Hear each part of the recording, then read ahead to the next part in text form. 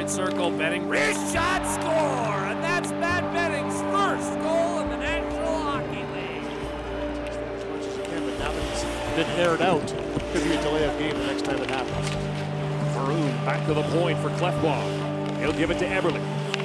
Maroon, Nugent Hopkins out in front. Caggiula shot, he scores! Drake Caggiula gets his first National Hockey League goal, and the Oilers have a 1-0 lead. First memory of hockey, probably back to the house league days, skating when you're probably 4 or 5 years old, playing for the Malvern Vipers, and it was actually one of the first goals I ever remember scoring, and got the puck at center ice and decided to take a slap shot from center ice. One of my greatest memories was actually at the Confederation Arena in Edmonton. It was minor hockey week, and as many of you may know, if it goes in overtime, it's 5-on-5 for a minute, 4-on-4 for a minute. We went down all the way to 1-on-1. Went right down the middle of the rink, and the goalie tried to jump on top of the puck and it went right between his legs. And my dad was a coach at the time, and he decided to pull our goalie to make it a 2-on-1. And it was me and one of my good buddies, Evan Mormington. So he won the draw back to me. No, it wasn't the first goal I scored, but it's the first goal that I remember scoring, and it's a pretty fond memory of mine. Their forward chased me, and I just banked it off the boards, and he went down on a breakaway and scored, and we won. Right in, a shot and a goal!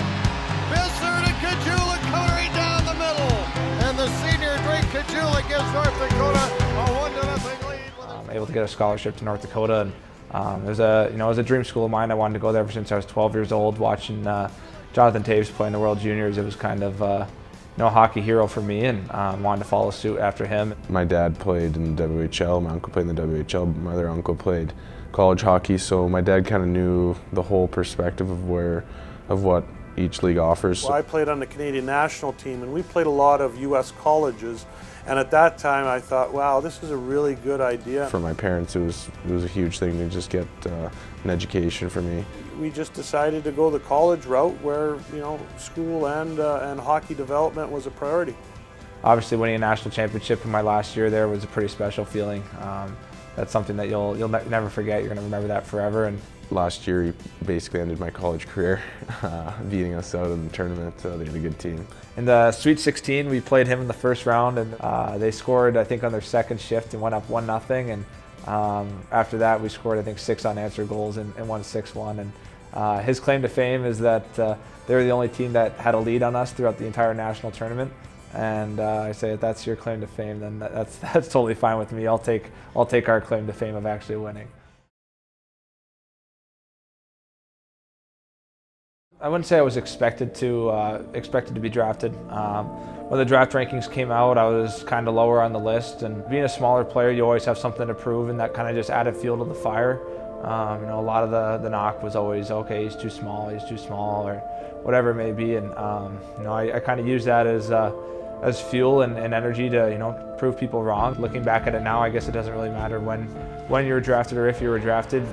People find their different paths to the NHL, and my path was the free agent route, and I'm very fortunate to be here. Beautiful feed, and Drake Caggiula has his first goal of the year on the power play. Every kid gets a chance, and you look at Drake, he's proven that, hey, I should have been drafted, and he took advantage of it. He didn't sit there and sulk and hang his head, and the poor me, went out and he did what he can do, and he ended up getting an NHL contract. I was actually here in Edmonton at Grant MacEwan. I was doing for grade 12, it was a diploma prep class, and I got a phone call, and it was a media guy, and I don't know what you're talking about, sorry man.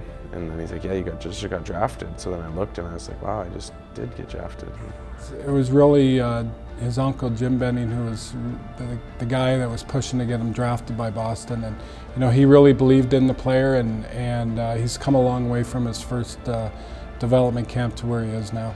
My uncle didn't say anything leading up to the draft, and obviously Pete was there and Keith, so that was pretty cool, and kind of cool how we ended up here now. So the Oilers, among some other teams, were trying to recruit me throughout the season, and they're trying to figure out who I was as a person, as a player. And we looked at opportunities of what fit Matt's wheelhouse. He can pass the puck, move the puck up ice.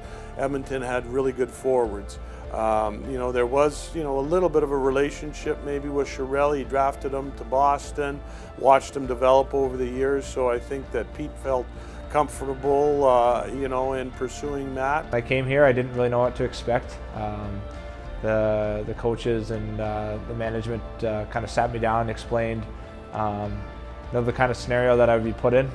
They never promised me a spot or anything like that. They just kind of said, here's your opportunity, and it's kind of up to you to run with it or not. And you know, I kind of looked at the lineup and the philosophies and the ideas around this team, and you know, where the future of this team is heading, and you know, it's just something that I really wanted to be a part of.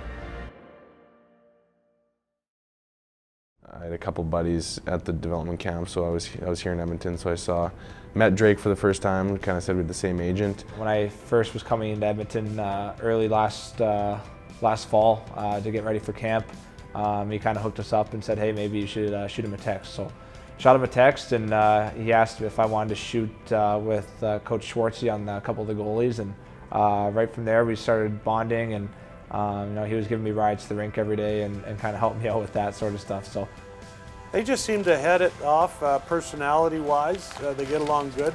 Drake would come over. You know, we always invited Matt over for dinners on Sundays when they had some time or were in town, and Drake would come along. He came over for Thanksgiving. I mean, I don't know how to describe him as a person. He's a unique guy. Everyone loves to be around him and hear his stories, and he brings energy every day. Good roommate. We're roommates on the road, and we have a lot of fun. Oh, he's always annoying people, but no, I guess he's got one of those carefree attitudes. Like the other day, we're going to the mall, and I look over at him, and he's wearing like a dress coat, but he's wearing sweatpants and a pink T-shirt. I said, "Is that what you're wearing?" He says, "No, I'm gonna go home and change." And I was like, "No, you look fine." Yeah, I look pretty good. And he's like, "Oh, let's just go to the mall like this." So he's one of those guys who's just carefree, doesn't really care, and you know, he's a lot of fun to be around. I'd say we're a little bit different, yeah, but we both like to have fun and laugh and joke, so that's the main part. You know, it's funny too, because it is a good relationship with Drake, but yet when they played against each other, Northeastern and North Dakota in the NCAA Final 16, they were against each other, and they were at each other pretty hard, so it's funny how the relationship has grown. You know, he doesn't do anything flashy, he doesn't do anything extraordinary. He's very sound. He makes the simple play, the smart play, the right play. You know, most of the time, no one's perfect, obviously, but a lot of people underestimate how physical he can be. There's a lot of times last year where he laid a couple big hits, and everyone's like, "Oh my God, I didn't think he had that in him." But you know, sure enough, he did it again, and he'd do it again throughout the season. He's a prick to play against. He's a little guy, but finishes his checks all the time, and he's a solid little bugger.